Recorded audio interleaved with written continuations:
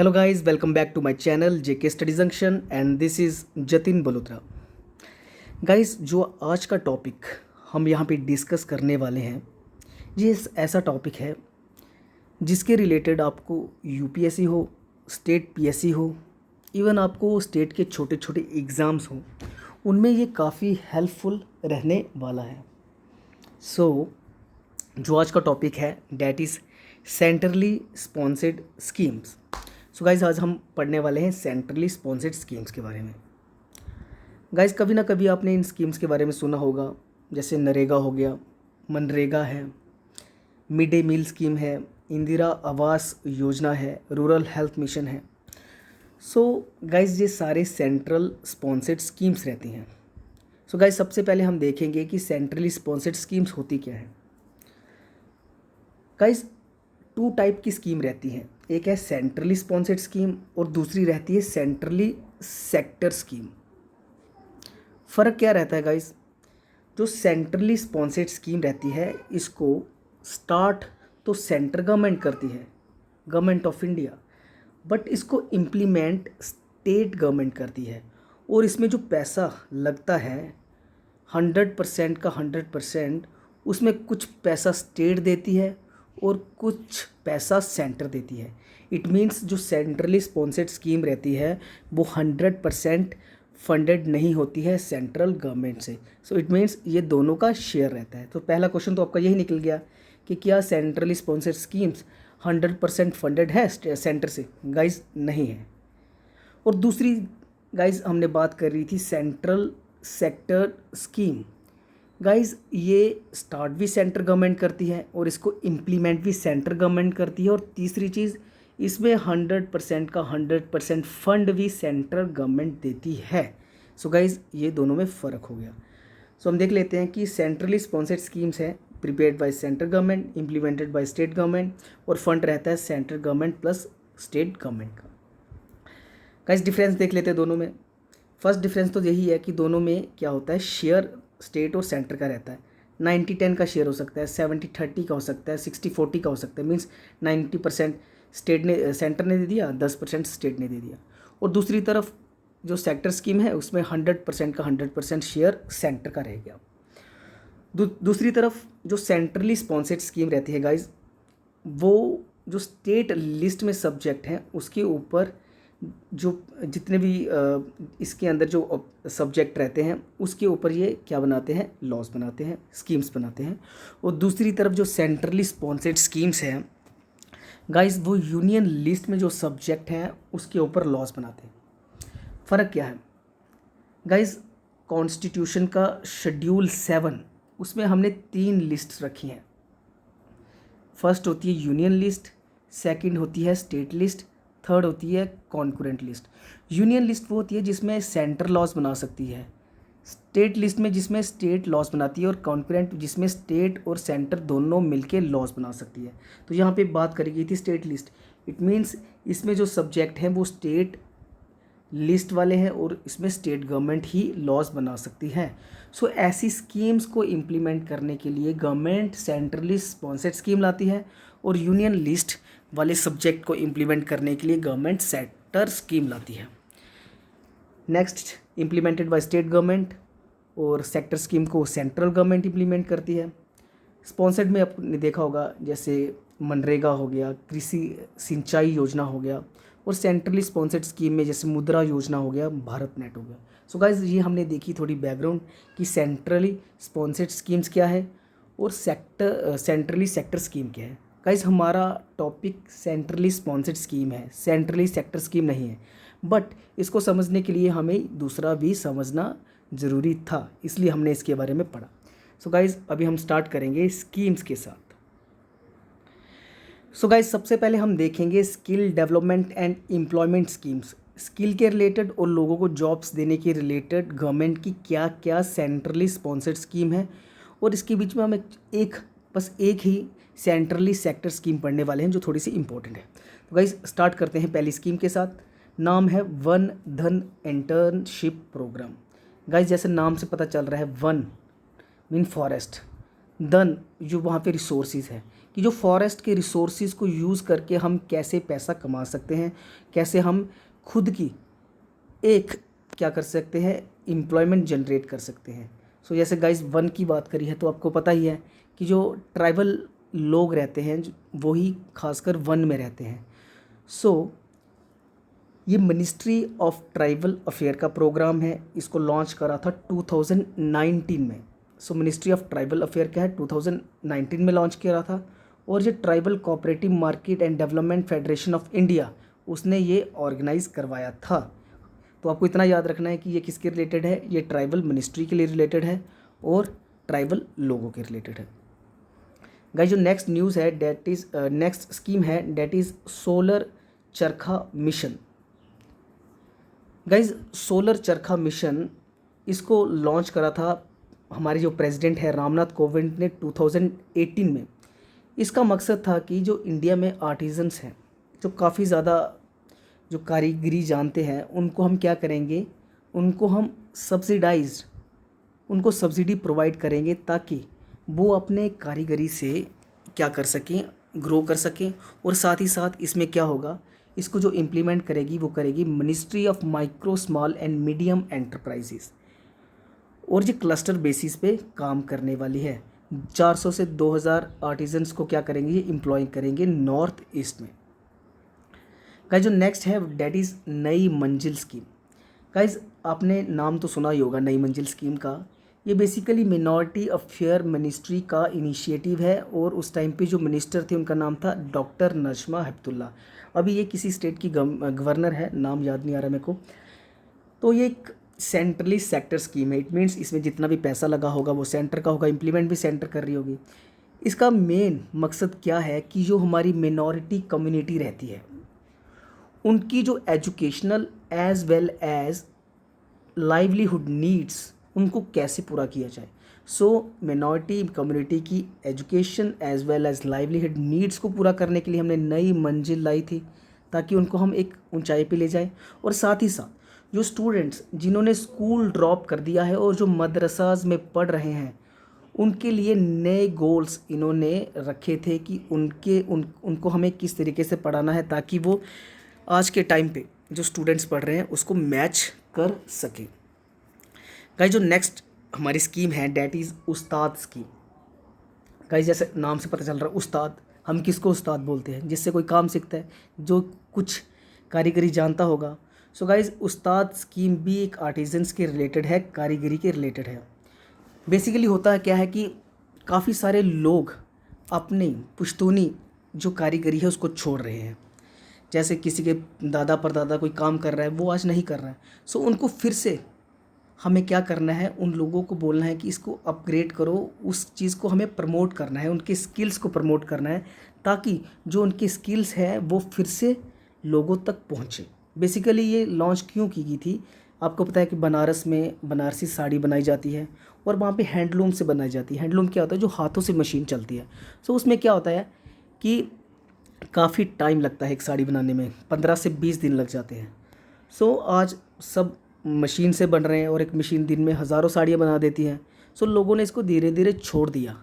सो हमें क्या करना है, उन लोगों को फिर से इस स्कीम के साथ जोड़ना है ताकि वो फिर से अपने पुश्तैनी जो उनके स्किल्स हैं उनको स्टार्ट कर सकें। सो गाइज़ इसको स्टार्ट करा था 2015 में, ठीक है, और ये मेक इन इंडिया कैंपेन के अंडर बनाया गया था। गाइज़ नेक्स्ट है skill upgradation programme for minorities. जो मिनॉरिटी कम्युनिटी है उनके स्किल को कैसे हम अपग्रेड करें।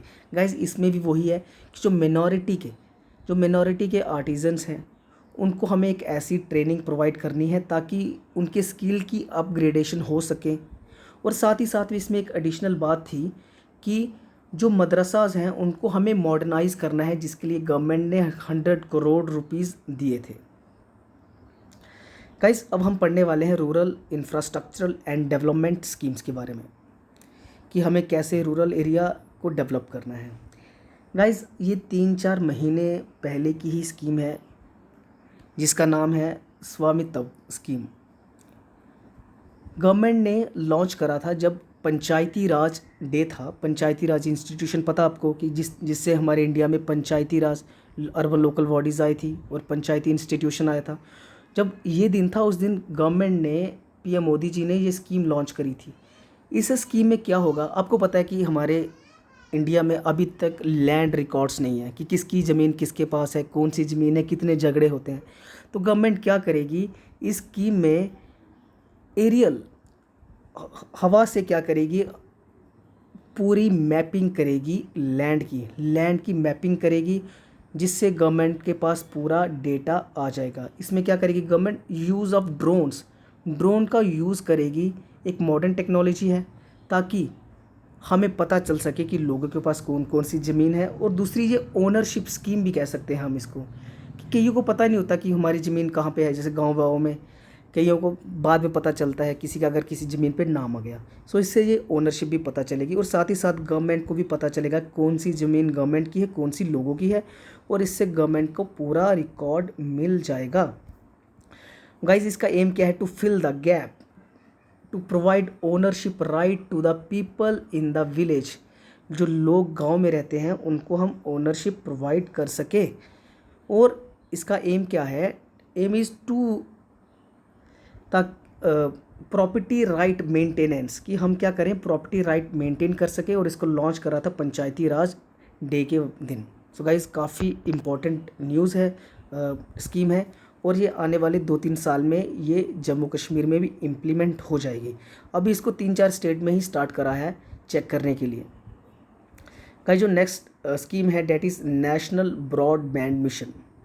गाइस इसको हम भारत नेट ग्रिड भी बोलते हैं, कि जैसे यहाँ पे लिखा ही हुआ है भारत नेट, ये भारत नेट ग्रिड है। इसमें क्या है कि हमें इंडिया की 2.5 लाख जो पंचायत हैं उनको हमें नेट के साथ जोड़ना है, इंटरनेट की फैसिलिटी प्रोवाइड करनी है।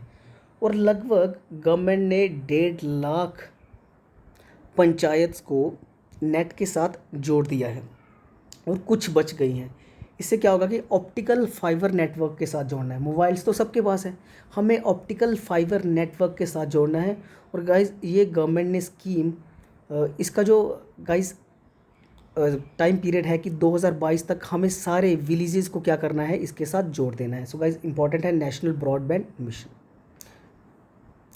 गाइस स्वच्छ भारत अभियान के बारे में तो आपको पता ही है कि टोटल सैनिटेशन बाय 2019, इसको हमने लॉन्च करा था गाइस 2014 में। और हमने बोला था कि 2019 में हम इंडिया को कचरा मुक्त कर देंगे।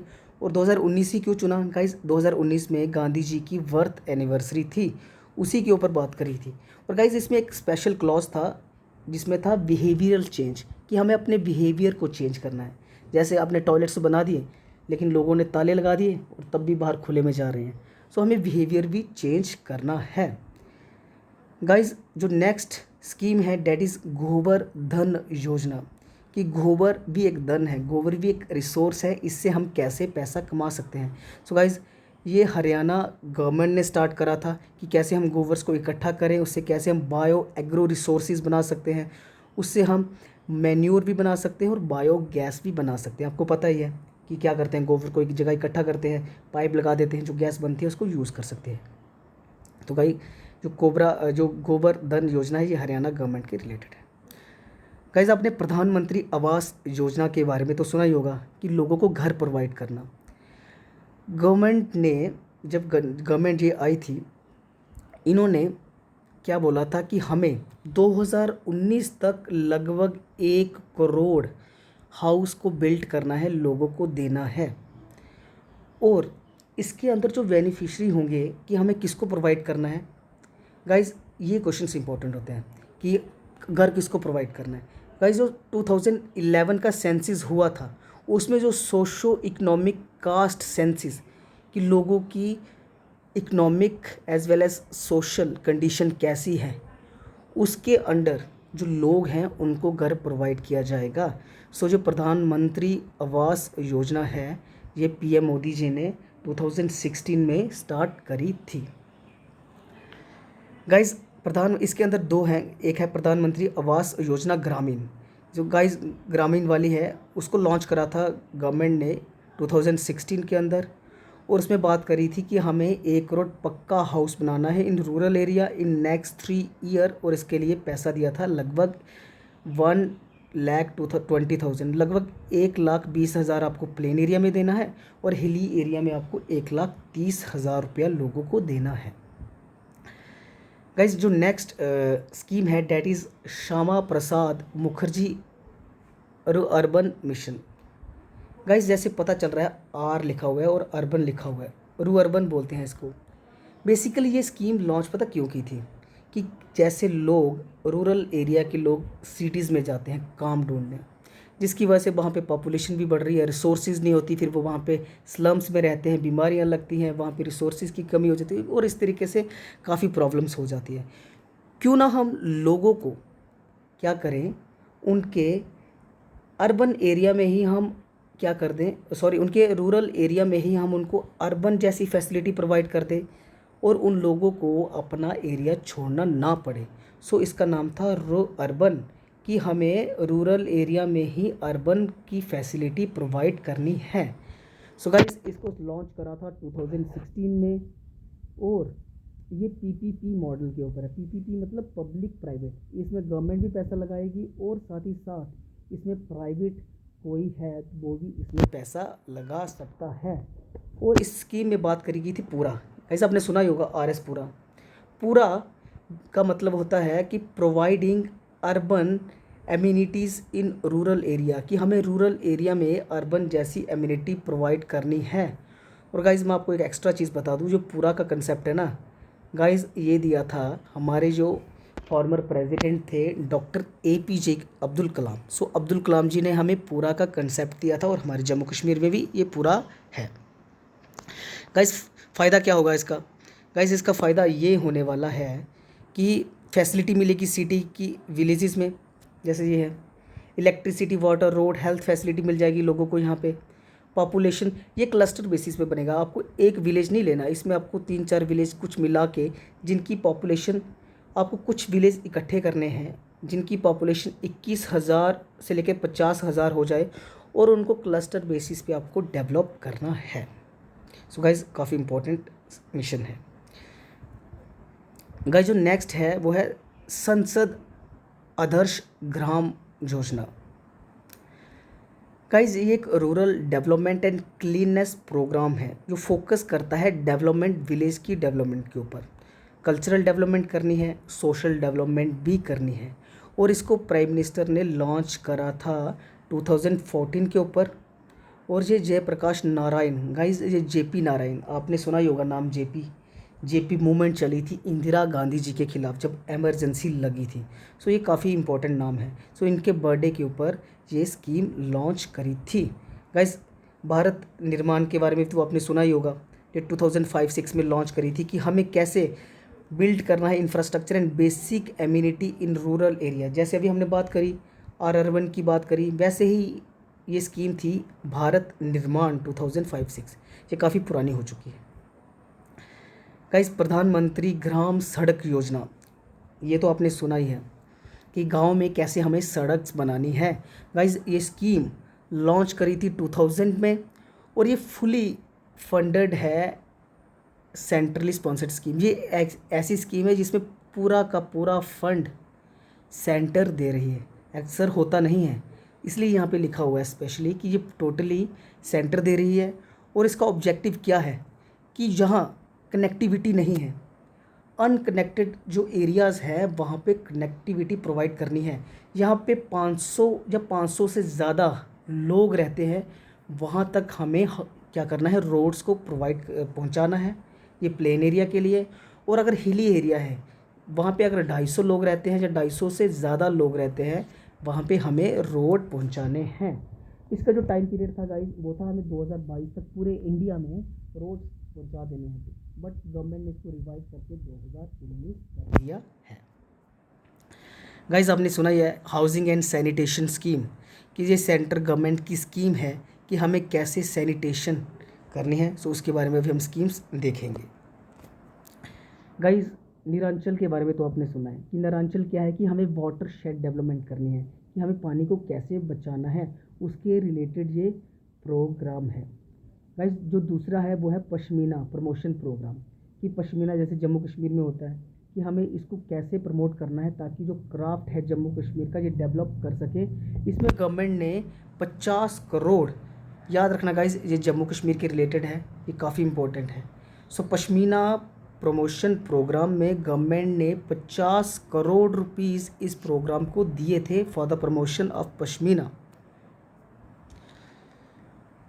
गाइज आपने निर्मल भारत अभियान के बारे में सुना होगा। पहले इसका नाम था टोटल सैनिटेशन कैंपेन, कि हमें इंडिया में टोटल सैनिटेशन करनी है।